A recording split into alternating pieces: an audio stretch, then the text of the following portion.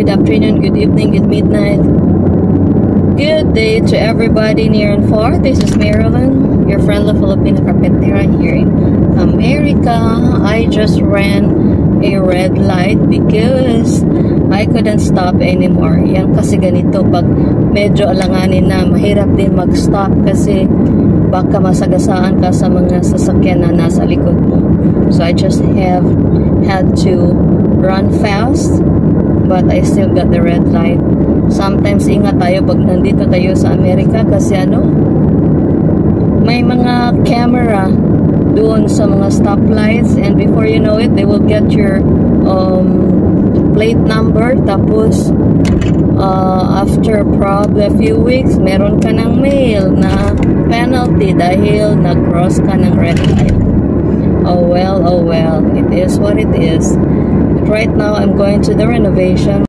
Ito na po ay yung aming renovation at may konti kaming good news kasi right after posting our listing doon sa market, may nag-offer ng full price. So ito chine-check namin. Kaya lang ang dami pang chichiburichi after that. Kailangan pang inspect ng third party at may nakita. Kaya kailangan naming ayusin. Ilang thousands din yung babayaran namin before ma-approve yung inspection. Number one is the foundation. Wala namang problema sa foundation. Gusto nila perfect. Which is, namin, parang dinidiscuss namin. But so far, okay lang naman. Nandito pa rin yung mga namin, mga butang namin, mga kagamitan namin. And look at my roses. Guys, ito po yung complaint nila. Oh, yan. Yan yung complaint nila na kailangan ayusin. What the heck? Ang kaunti-kaunti lang yan. Tapos yung mga, maliliit lang na, ewan ko, maliliit na mga butas-butas, kailangan talagang sealed, hindi naman yan naka-affect sa integrity ng bahay. So, it's kind of annoying talaga pag, yun yung inspection ang one of the stressful phase of selling a house. But anyway, that roses of mine, they give me joy. So, tinanggal ko na po yung, mga decorations dyan sa bistro namin. Yan.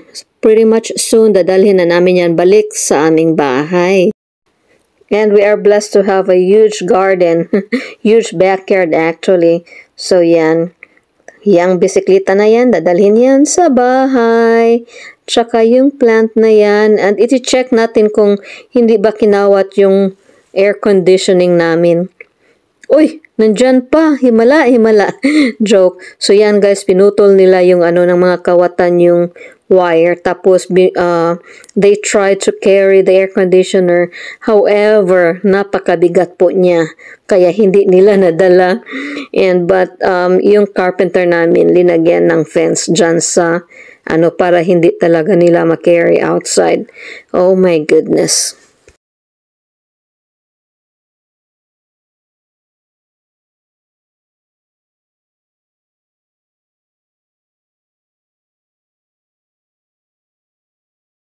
Ang ganda talaga ng mga roses ko, guys. But anyway, dadalhin ko kayo inside the house kasi pakita ko sa inyo yung pictures ng before and after.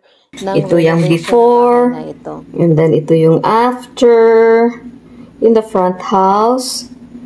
Tapos, inside the front room, ito yung before. And then after, can you see the difference? Yan. Difference. Yan. Ito yung mga ginagawa namin before dyan sa kitchen. Alam nyo yung kung saan yan? Doong banda. Dyan. Dyan yan. So yan. Ito po yung may red na dyan. Dingding. Dyan po yung inside the bathroom. Tsaka ito naman doon sa kusina. Tapos, yan po ako after tiling the kitchen. Yun, yung mga tile dyan, Teka lang. Tadang! Yan, na tile na yan. So, yan po ako napapagod kakatile. Tapos, what's on the next page?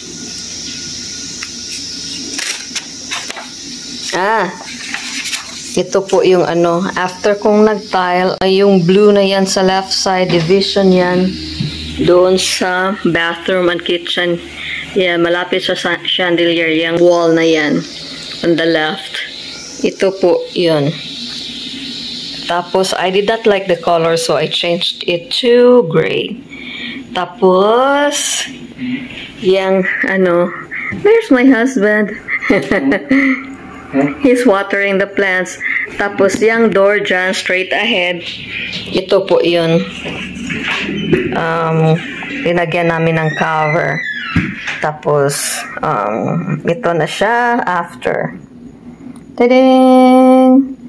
And then, yan yung ano, flooring. Pakita ko sa inyo kung ano ang itsura niya ngayon. So guys, dyan po lumalagay tayo yung mga plumbing pipes namin sa ilalim dito sa flooring. So kailangan dig talaga ng ano plumber namin, tapos nag-install ng mga pipings under the ground. Tapos binuhusan ko ng semento, and after the semento, ito na po yung tiles. So yan siya. And then after kong binuhusan ng semento and after tiling, ito na siya. Tadang! Ganda, diba? I love my own. Yan, dining area. We morning the night fixing the dining area too. Ito yung pinaka mahirap na finish namin kasi tinanggal namin lahat ng mga subfloorings na ito. Tapos pinalitan namin ng bago. In-insulate. Yan, ito yung resulta from that to this. Diba? Yan po yung flooring namin ngayon. Before it was this one. Tapos tinanggal lahat. Lahat. And then, teka lang. Ito po yung bathroom.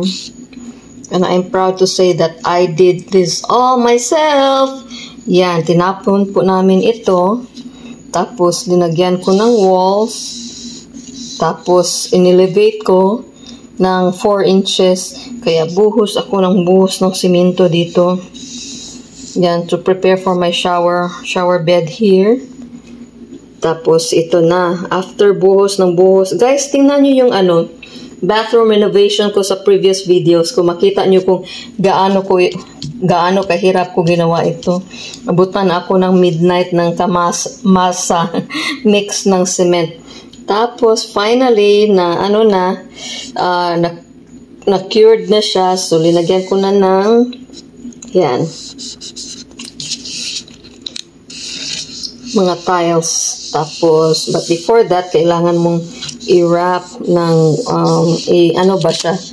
house wrap siya kasi we are dealing with water in the back, so para walang mag-leak at saka hindi tayo magka-molds. So yan na po yung final sura ng bathroom. Ito yung stairs noon.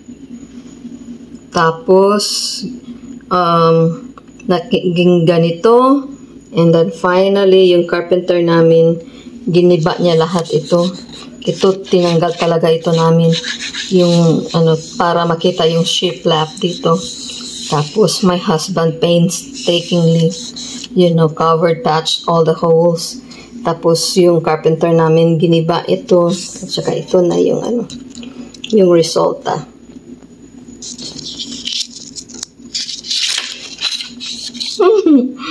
My husband, para siyang panda. Tapos siya para siyang si Hitler. Ito po yung carpenter namin na kaibigan namin. Yan po yung itsurang second bathroom before and then after.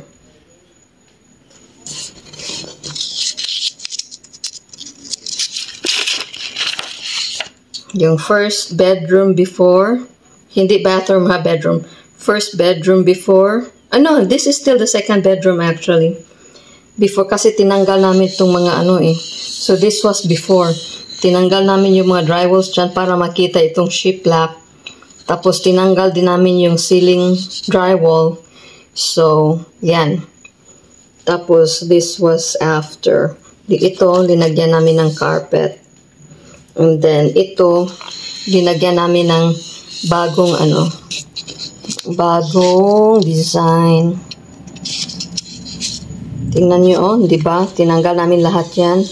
Tapos, pagdating dito, ito na po yung resulta sa shiplap. So, ito po yung shiplap. Tapos, inayos namin. Linagyan ng caulking. Tapos, pinintalan. Tapos, sa bandang baba dito, ang daming mga imperfections. So, linagyan ko na lang ng chair rail. Tinabunan. So, yan. Okay, the front bedroom. Yan. Yan yung hitsura. Tapos, ito na siya ngayon. Ta-da! Oh gosh, it was hard work. But, we enjoyed it. Teka, babasahin ko lang ha. Finally, after almost 2 years of off and on working on this house, after the tiling was done and redone, after the many cold nights mixing and pouring cement, tiling with battery-operated lights only, and with hubby painstakingly scraping, mudding, sanding, mudding again, sanding again, and painting again, after dealing with contractors not doing their job well. Sana ba ako? After getting penalized for a busted gas pipe accidentally dug, after stepping on nails, beaten by wasps, and so many past midnight dinners, we are finally done. Woot, woot, woo! House flipping is a tough work, but I would do it again in a heartbeat because it is my art, my passion, and it is what keeps me sane living in a land not my own. I love turning homes that have been neglected into welcoming homes for individual families or individuals or families. To prospective buyers, know that we have poured our hearts and soul along with endless energy in making these wonderful homes to live in. We have finished original details in the home to maintain the character and brought the kitchen and bathroom into modern world. We have updated the electrical panel, electrical wiring installed throughout the home, plumbing, new water heater, installed new HVAC system, new flooring throughout, as well as lighting so you may enjoy the home knowing you don't have to lift a finger to move in. The house is staged and its furnishings and accessories are negotiable. Welcome home. And I hope that those people who will buy this house will be blessed. Thank you for watching.